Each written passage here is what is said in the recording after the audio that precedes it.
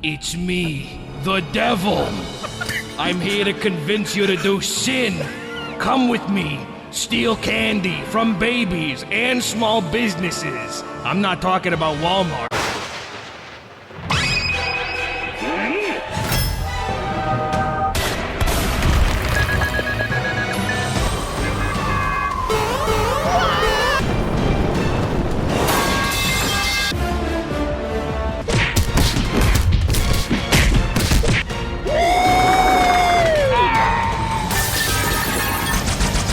I have the power of God and anime on my side!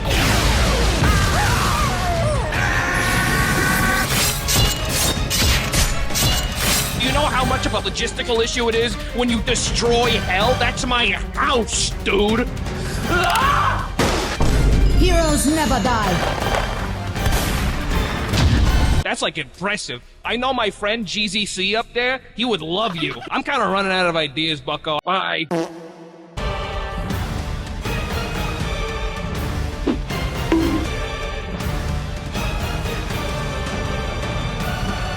Yep, you saw that right. Deliverance is a Christian dungeon crawler where you play as angels descending from the gates of heaven to defeat demons and protect saints. It seats 1 to 4 players and takes 1 to 2 hours per session. There's 2 gameplay modes in the box, the 14 mission campaign and the freeform one-shot mode called Skirmish. The campaign has you make a character with a save sheet and steady progression between the missions, while Skirmish accelerates all that into the time span of 1 session where everyone just picks whatever character they'd like and just have at it with some demon slaying for the game night. Quick rules overview. Your objective in the campaign is to complete whatever the victory condition is for that mission, while Skirmish is to simply kill all enemies. In both, you lose if all the angels die. Battles are composed of rounds, and each round has 3 phases. First is Darkness phase, which is your Mythos phase, aka the standard bad stuff happens out of nowhere phase. Here you place Darkness cards face down, 1 per angel and another 1 per saint that isn't protected. If the track is full of face downs already, each placement instead flips them up and does their bad stuff. And if they're all face up, everyone takes 1 damage per excess card that couldn't be placed. Then you go to action phase where you pick an angel to go first. After that angel goes, then the next demon type on the initiative track goes. Then clockwise around the table, the next angel goes. Then the next demon type. Rinse and repeat till everyone had a turn. Basically, you alternate turns between angels, then demons. On an angel turn, you get 2 actions. Your angel has their actions listed here, denoted by an hourglass. The hourglass with wings is a free action, so you can do as many of those as you want, but they'll usually have a cost so they aren't endlessly spammable. If there's ever both of these icons, that means the first time you do the action, you use the top one, then for the rest of the turn, it's always the bottom icon. Oh, and FYI, almost all the angels' movement works like this, where their first move action of the turn is free. When it's a demon type's turn, you first resolve everything they have with this lightning bolt symbol. Then you roll a d6 and make every demon of this type do the listed action, acting from lowest number first. Their actions are pretty self-explanatory, and the majority of the time involves them moving to the closest angel and hitting them, with players deciding targeting tie breaks. Finally, there's the level up phase, where if your group has enough EXP from killing demons and protecting saints, by moving adjacent to them while there's no adjacent demons, it's spent to have everyone gain 1 level. When an angel levels up, you can either gain a talent or a treasure. Talents are sort of like your angel's skill tree. Every angel has 3 of their own talent decks at different levels of strength ranging from 1 to 3. Leveling up via talent has you draw 2, pick 1 from the weakest available talent deck, and you can only have 3 talents maximum, 1 of each level. Treasures are primarily raw stat increases, but they can also have abilities attached to them. If you pick treasure for level up, you draw 2, pick 1 from the shared treasure deck, and you can have 5 treasures max. Also, the level up phase is ignored in campaign mode and only used in skirmish mode. Alright, you now know the basics, but before we move on to actual analysis, quick info drops. I've completed the entire campaign solo on challenge mode as 2 angels. I've also won against the hardest skirmish difficulty setting, Infernal, after trying out a bunch of other permutations like 3 angel solo, 2 angel solo, and true solo on Abyssal. Also, we did a 3P and 4P session on Abyssal difficulty, and I've never tried Heroic or Nightmare difficulty. Lastly, Lowen Games is sponsoring this video. They sent the game with deluxe components and paid us. Want to make that crystal clear, because last time on the Oathsworn video, saw a comment where they assumed we were paid because I said that video was sponsored. Sponsor just means being sent any form of compensation to make the video, not just being paid. Only being sent product still means sponsored. Fucking hell, it'd be so much better optics to just say, They sent us the game instead of using the word sponsor. I should just ask publishers to compensate us via sending over a bunch of copies and we get paid by selling them all. But yeah, this video being sponsored doesn't affect the scoring. At least I hope not. Maybe subconsciously it is. I'll let you guys be the judge of that. Anyways, component pros. Deliverance has a really good insert. There's a token tray with tons of different slots. There's this clever inverted pyramid where you stack on the cardboard tiles of varying sizes. You got space for your fingers to lift everything, and there's plenty of plastic bags. And just when I thought I maybe found an issue, because the token tray actually has a little bit too much space, making it so that one of your groupings is prone to falling over, turns out you unlock more tokens during the campaign. So yeah, the unlocks and insert are congruent, which is something that's very easy to fuck up. But it should be no surprise the insert is excellent, because it's designed by Matt Healy, aka the submarine engineer who made Frosthaven's insert. Apparently, whenever board game designers want to go full-on big bungus, God sends Matt to clean up their act. Deliverance also has strong graphic design with embellishment on all its borders, where text is clearly divided between different effects via bolded keywords and good spacing. It also does that thing for mission setup and rewards where all the gameplay facets are put into colored boxes so they don't wall of text blend in with the narrative. Overall, while playing, I've never felt like I had my eyes drawn towards irrelevant areas, nor did I ever have to do a double take from how something was positioned. There's also great usage of redundant rules text on many of the components, and I found that I really didn't need to explain a lot of the game's ruling nuances to newcomers. Like the prayer cards all not only have action icons on them, but also reminder text about what the icons mean. Angel talents will also label their icons. There's constant reminders on anything that interacts with darkness cards with how the mechanic works. EXP for defeating demons is found on their initiative cards and their stat tiles. Combine this with generally strong iconography for everything's abilities and stats, and you've got a game that's pretty easy on the eyes. There's even icons for all the different enemy types, which makes sense for bosses since they have a ton of different types of cards, but there's also some going above and beyond here with icons for all the normal enemies, which for some reason aren't used anywhere, but it's cool that they're there on the backs of their stat boards. Also, there's great iconography on all tokens, because they all got a picture and a label so newcomers don't have to memorize a bunch of icons or hug the player aid. On top of that, tokens are double-sided with different denominations for damage/shield or game states like for actions, light/shadow, and saints. And this one is a big flavor win. Everything in Deliverance just oozes aesthetic and lore, and is overall a very evocative game. Every ability here is named, which can be an easy thing to leave out, yet the choice to include it also potentially becomes really annoying while designing, because eventually there's name overlap that you gotta avoid. Very much appreciate the effort. There's Bible verses splattered pretty much everywhere. All of the enemy stuff is placed on the darkness board, while the prayer and heavenly treasure decks are placed on the heavenly gates tile, and the prayer deck has different unique verses on every individual card back. That is cool as a fuck, and definitely top tier usage of flavor text, which also means that if you're big Bible brained, you can memorize these and know exactly which prayer card you'll draw every time. But yeah, Deliverance has a ridiculous amount of different card backs in general, which sounds really annoying to align on those card printing sheets, so good shit. Okay, now for less big picture pros and more random little stuff. Standees all got big numbers and names. Nice that small numbers ain't an issue. The minis come pre-washed, which in my opinion should just be the standard state of affairs. The EXP track has player count icons to make it easy to remember different EXP thresholds. Then for the player board side of things, there's the standard backside with lore and what the different angels are good at, but then there's also suggested builds, which I have found to be either solid starter packs or straight up close to some of the strongest shit in the game. And if you're playing solo, there's this little buddy you get called the Intercessor, which neatly sits right next to the player board with their own talent cards out of the way in its own slots. Player aid cards are oversized. Always nice to see, so you aren't cramming a bunch of small text on a standard card. Then for the map tiles, there's 11 double-sided boards and a surprisingly nice variety of locales and layouts considering Deliverance takes place in a contemporary small town. I initially thought that the game would feel lacking without more different sized map tiles, but no, interesting layouts can still be made and scenery is still pretty fresh, even without the standard fantasy. There's a forest, the rocky area, the snowy area, the lava place, etc. And finally, the rulebook has a QR code linking to an official how to play video. Love seeing this. Should always be a standard nowadays. Video itself is pretty brief at 20 minutes and does a great job covering everything you need to know to start playing. It kind of skims over certain nitty-gritties, like for instance, it doesn't visually show an example of a demon movement behavior where they try to surround angels via ending their movement on each other. But that's fine, the video's role is just to get people playing ASAP, and nuances/edge cases should be a rulebook thing. Oh wait, what? The rulebook has general specificity and nuance issues? Well fuck man, I'm doing the component pros right now.